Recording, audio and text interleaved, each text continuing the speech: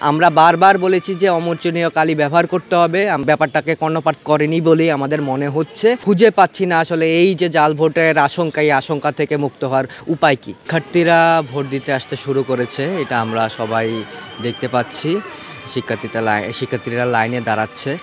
তবে একটা সমস্যা আমরা লক্ষ্য করেছি, সেটা হচ্ছে যে অমোচনীয় কালি কিন্তু ব্যবহার করা হয়নি।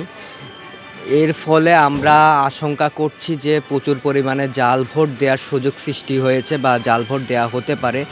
আমরা জানি যে রাবির যে ভোটার তালিকা সেটা ছবিসহ নয়, অন্যান্য বিশ্ববিদ্যালয়গুলোতে ছবিসহ ভোটার তালিকা প্রণয়ন করা হয়েছিল। সেই জায়গা থেকে সেই ক্ষেত্রে একটা ভেরিফাই করার একটা সুযোগ কিন্তু সেসব বিশ্ববিদ্যালয়ে ছিল, কিন্তু রাজশাহী বিশ্ববিদ্যালয়ে সেই সুযোগটুকুও নেই।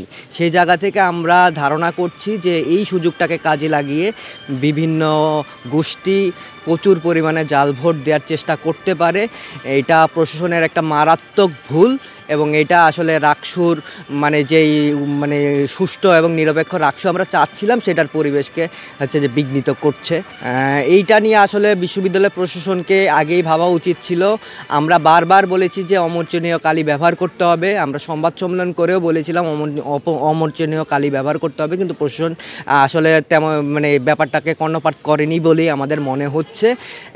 এখন আমরা আসলে খুঁজে পাচ্ছি না আসলে এই যে জাল ভোটের আশঙ্কা, এই আশঙ্কা থেকে মুক্ত হওয়ার উপায় কি। এখনও পর্যন্ত আমরা একটাই সমস্যা খুঁজে পেয়েছি, সেটা হচ্ছে যে অমোচনীয় কালি ব্যবহার করা হয়নি।